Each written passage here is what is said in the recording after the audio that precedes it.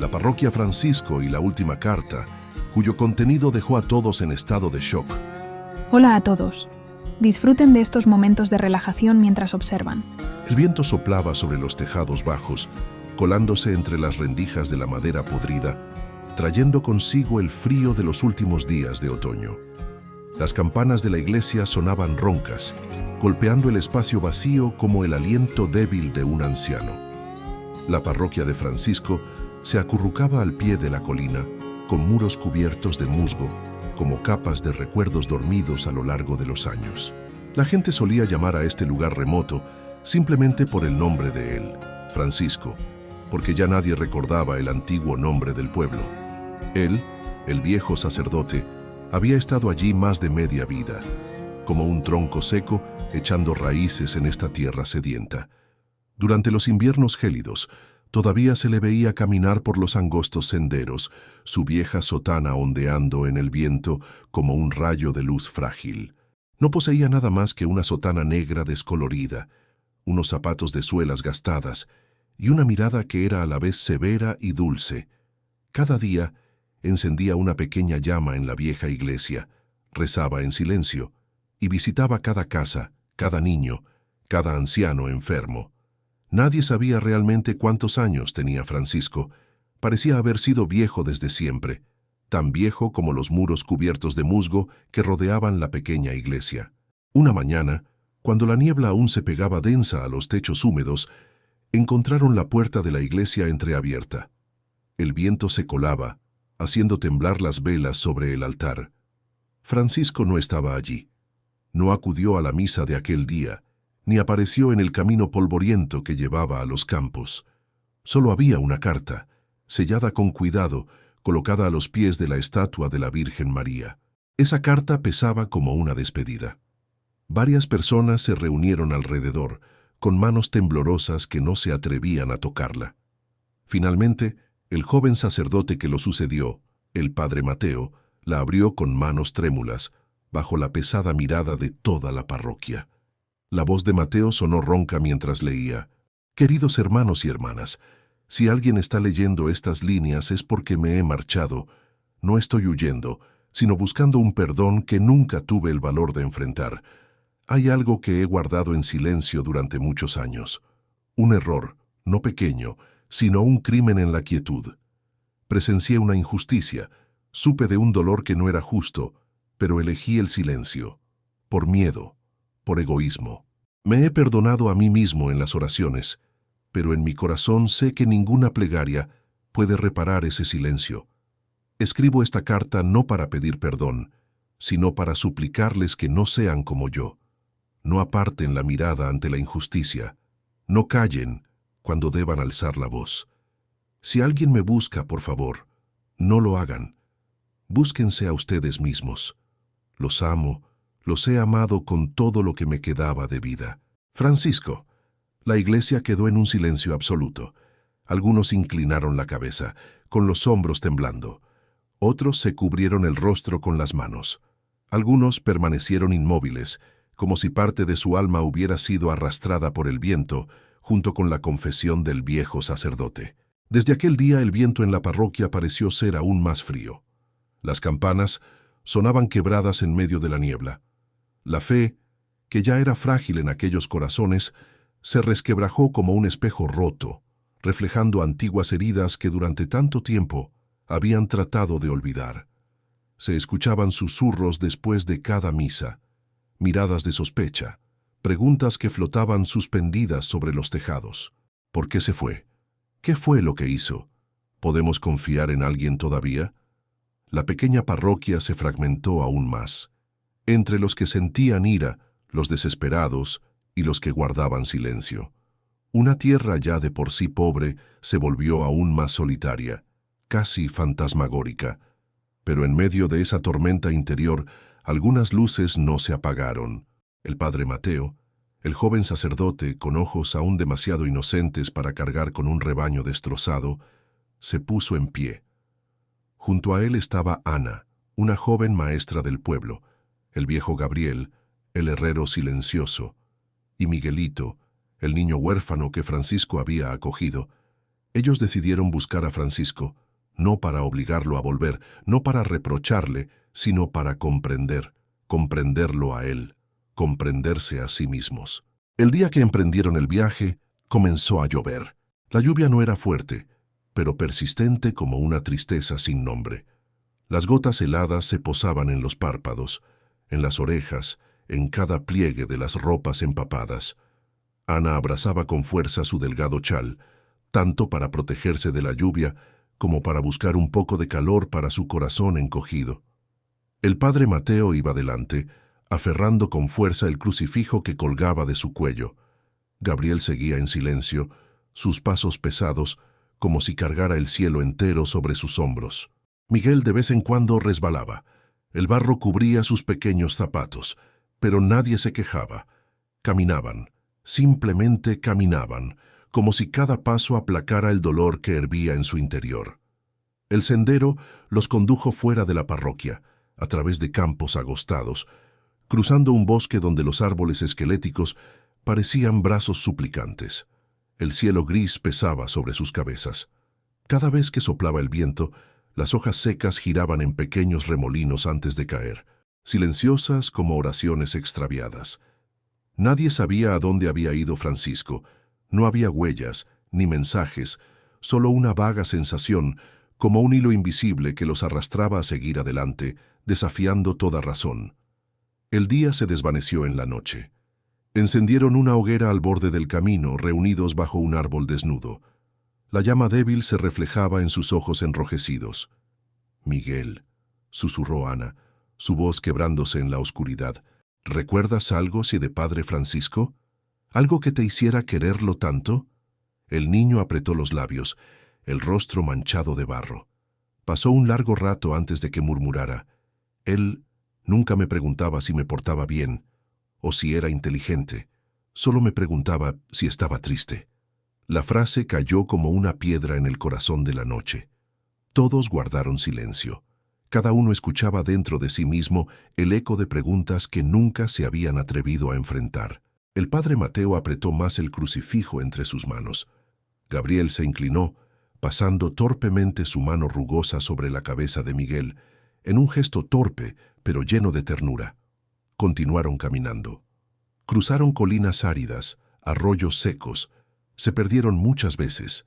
Pensaron en regresar, pero cada vez Miguel levantaba la cabeza, sus ojos oscuros brillando con una extraña determinación, como si su pequeña alma escuchara un llamado lejano. Al séptimo día, cuando sus cuerpos estaban exhaustos y la fe pendía de un hilo a punto de romperse, divisaron una vieja casa de piedra, oculta bajo un acantilado. La puerta estaba entreabierta. Dentro parpadeaba una tenue luz. Se acercaron, conteniendo la respiración, incapaces de creer lo que veían. Francisco estaba allí, junto al pequeño fuego, su sotana negra empapada y cubierta de barro, más delgado, sus ojos hundidos, pero en ellos brillaba una luz extraña, la luz de quien ha soltado todas las cargas del mundo. Levantó la cabeza y, al verlos, esbozó una leve sonrisa. No hubo reproches ni explicaciones, solo silencio. Un silencio denso, impregnado de arrepentimiento y perdón. Ana rompió en llanto. Corrió hacia él. Se arrodilló y aferró la tela empapada de su ropa. «Por favor, padre, vuelva con nosotros», sollozó, sus lágrimas mezclándose con la lluvia. Francisco posó su temblorosa mano sobre su cabeza, tan ligera como un soplo. «Hija mía», susurró, su voz como el viento entre los árboles, «he vuelto, pero no de la forma que esperabas». Esa noche se quedaron junto a Francisco, reunidos en torno al pequeño fuego. Nadie durmió. Escucharon a Francisco contar historias, relatos sin héroes, sin milagros, solo de personas pequeñas luchando contra sus propios errores. Francisco habló de una mujer pobre que había acudido a la iglesia en busca de ayuda, acusada falsamente, rechazada por el pueblo, y él, temiendo perder el favor de los feligreses, guardó silencio. La mujer abandonó el pueblo y murió en soledad. «La maté con mi silencio», dijo él, su voz quebrada. Ana sollozaba. Miguel lo abrazó con fuerza. Gabriel apartó la mirada, sus hombros temblando. «Pero, padre», dijo Mateo, su voz temblando, «nosotros también hemos guardado silencio, también hemos herido. Si usted no puede ser perdonado, entonces, ¿qué esperanza queda para nosotros?» Francisco sonrió, cansado pero cálido. «Precisamente por eso busco el perdón, no de ustedes, no de nadie, sino de mí mismo». La llama parpadeaba, el viento aullaba afuera. Pero en esa casa de piedra, por primera vez en muchos días, una cálida luz se filtró en los corazones de todos. Esa noche no durmieron. Nadie necesitaba dormir. Hay momentos en la vida en los que uno sabe que si cierra los ojos podría perder lo más valioso que tiene. Francisco estaba sentado allí. Sus manos huesudas acariciaban suavemente la cabeza de Miguel, como si consolara no solo al niño, sino también a su propia infancia dolorosa. La luz de la hoguera danzaba en sus ojos, iluminando las profundas arrugas de su rostro, como caminos entrelazados que llevaban al pasado. Al amanecer, Francisco se levantó con dificultad. Les dijo que regresaran a la parroquia, que él se quedaría un tiempo más. «Ya no me queda mucho tiempo», dijo, con una voz serena, como si hablara de un viento de estación. «Pero quiero escribir por mí mismo el último capítulo de esta historia». Ana rompió a llorar. Mateo apretó su mano con fuerza, como si no quisiera soltarla. Gabriel no dijo nada, simplemente inclinó la cabeza profundamente, en una silenciosa despedida. Miguel abrazó a Francisco, sus pequeños brazos temblorosos, aferrándose a él como si al soltarlo, lo perdiera para siempre. Francisco se inclinó y susurró al oído del niño. «Vive por todas las cosas que yo no pude hacer. No dejes que el miedo te silencie, como me silenció a mí». Luego lo apartó con suavidad, sus ojos brillando con una luz que ninguna palabra podía alcanzar, la luz de un alma que finalmente había encontrado su hogar. Se marcharon cuando el sol apenas asomaba, sus débiles rayos atravesando la llovizna. La pequeña casa de piedra se fue perdiendo detrás de los árboles secos, como un recuerdo que se disolvía en la niebla. Cuando regresaron a la parroquia, todo parecía haber cambiado. La gente los recibió con miradas de sospecha, preguntas insistentes, susurros llenos de temor. Los rumores corrían más rápido que el viento. Francisco había abandonado la parroquia. Francisco había cometido un pecado. Francisco había traicionado a Dios. Mateo subió los escalones de la iglesia, el viento sacudiendo su sotana. No ofreció excusas, no se defendió, simplemente bajó la cabeza y leyó la segunda carta que Francisco había dejado.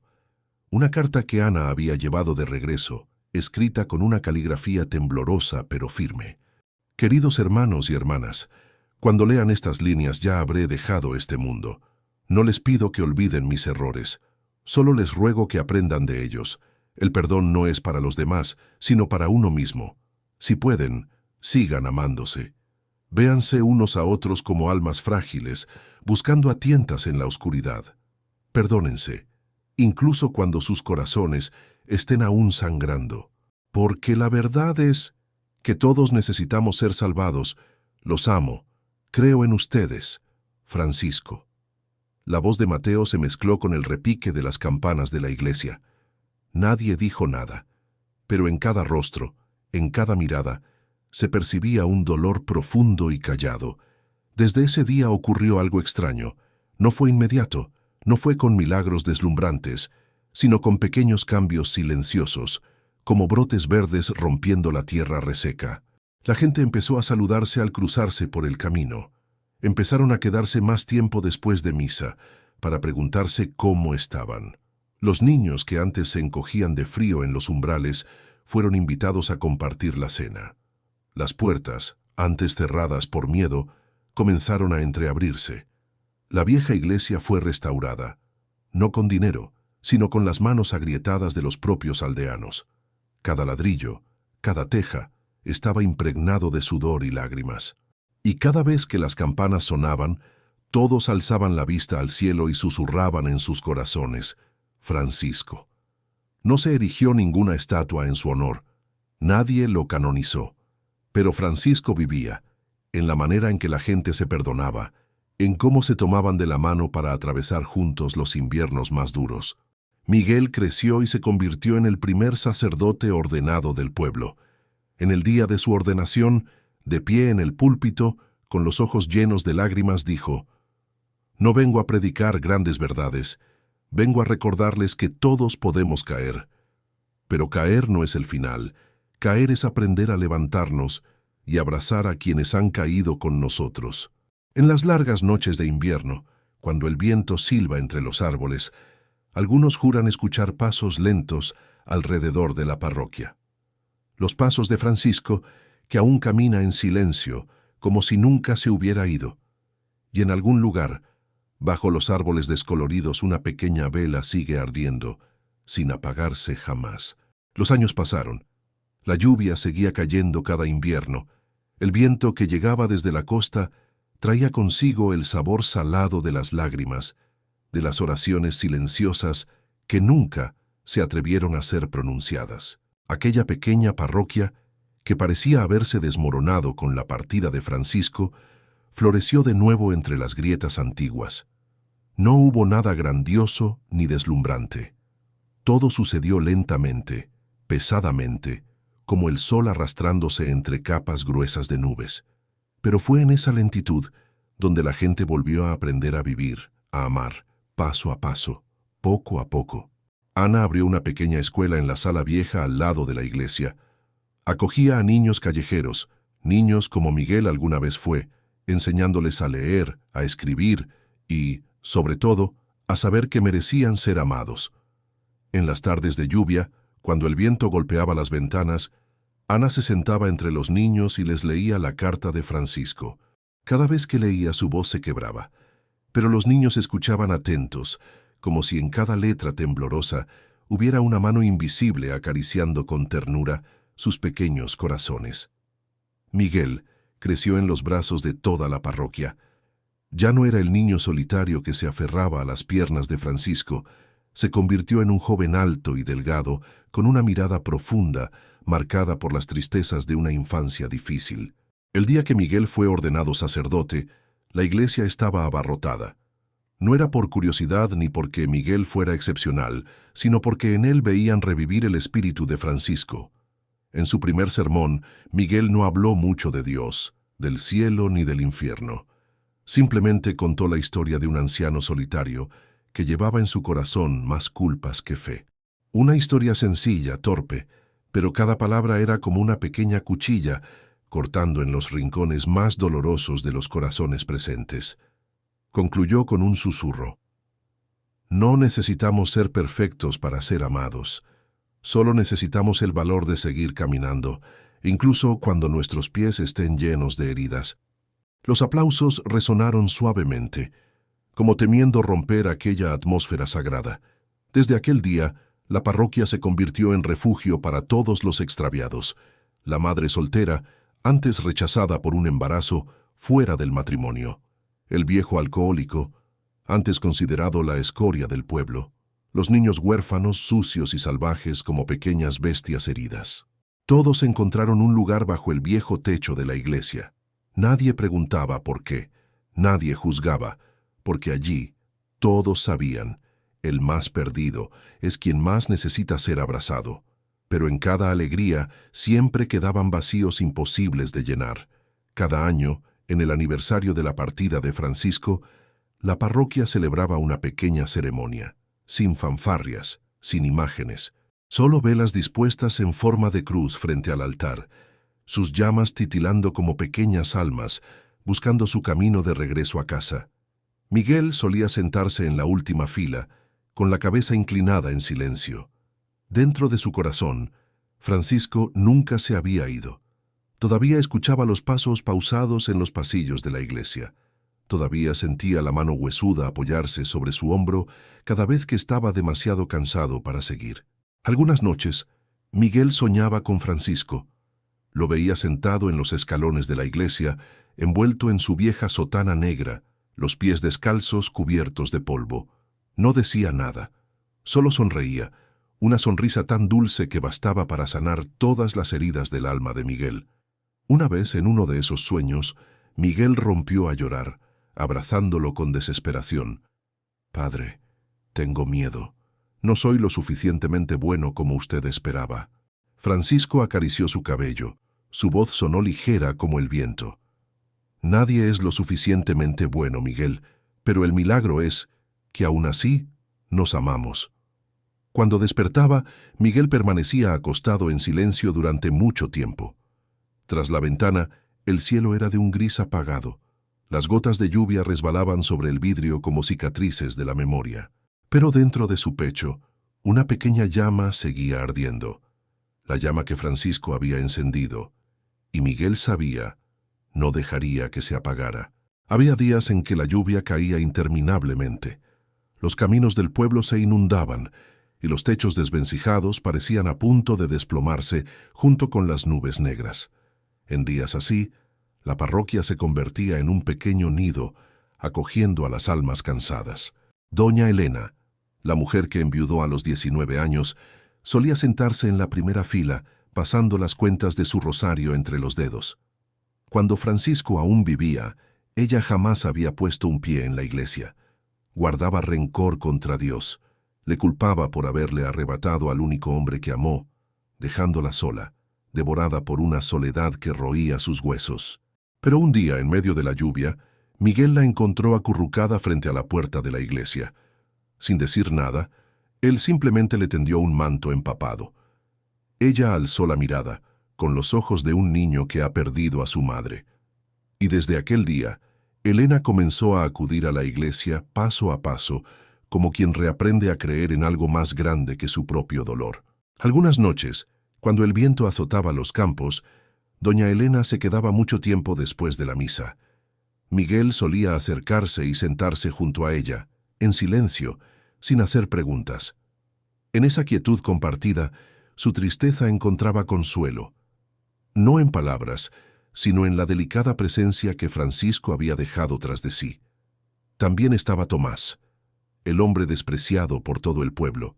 Tomás, en una noche de borrachera, había echado de su casa a su esposa y a su pequeño hijo, quienes murieron de frío aquella noche invernal.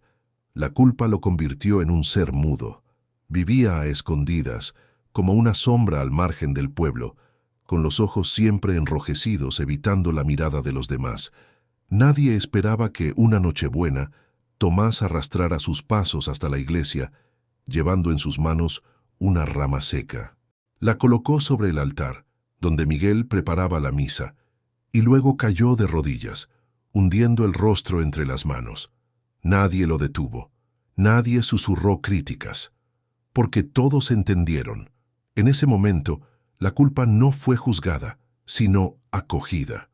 Miguel bajó del altar y apoyó su mano en el hombro de Tomás. La rama seca fue colocada, al día siguiente, en el patio de la parroquia. Y de aquellas ramas marchitas, inesperadamente, en primavera brotaron los primeros retoños. El pueblo la llamó el árbol de la esperanza, no porque fuera hermoso, sino porque recordaba que incluso del dolor más profundo podía surgir vida. Los años siguieron su curso, como un río silencioso. Miguel empezó a escribir un diario. Cada noche, a la luz de una vela, registraba pequeñas historias de la parroquia, relatos que nunca serían proclamados desde el púlpito, pero que estaban impregnados de amor y redención. Escribió sobre Rosa, la joven que había huido del pueblo para evitar un matrimonio forzado con un hombre que le doblaba la edad. Regresó demacrada, con un bebé sin padre en brazos. El día que se presentó temblando ante la iglesia, pidiendo refugio, Miguel abrió de par en par las puertas sin hacer preguntas. Aquel día, Rosa lloró como si el cielo se hubiera roto, sus lágrimas mezclándose con la tierra y las cenizas de sus sueños juveniles. Miguel también escribió sobre don Andrés, el anciano que se había declarado ateo y que incluso había ridiculizado a Francisco. Y sin embargo, en sus últimos días, cuando su respiración pesaba como piedra, Andrés se arrastró hasta la iglesia y pasó la tarde entera sentado junto al árbol de la esperanza. Cuando Miguel le preguntó si quería confesarse, él negó con la cabeza y rió con voz ronca. «No, padre, no tengo nada que confesar, solo quería sentarme aquí antes de reencontrarme con aquellos a quienes herí». El día de su muerte, todo el pueblo acudió a despedirlo. Nadie habló del pasado, solo sonaron largas campanadas, despidiendo a un alma errante que finalmente encontró el camino de regreso a casa. En todo ello, Miguel jamás olvidó a Francisco. Cada noche, antes de encender la vela en el altar, susurraba una única frase: «Gracias, Padre, por creer en quienes ya nadie más creía». La historia de Francisco no aparece en ningún libro. No existe placa de bronce alguna que perpetúe su nombre, pero cada piedra, cada madero de la parroquia susurra su nombre cuando el viento sopla, y en el corazón de cada persona, Francisco vive para siempre, no como un santo, sino como un hombre, frágil, imperfecto, pero capaz de amar hasta su último aliento. El paso del tiempo. Cada otoño, las hojas doradas cubren el pequeño sendero que conduce a la iglesia. El sonido de las campanas resuena en la tarde con poca luz, como una suave llamada que se oculta en el viento.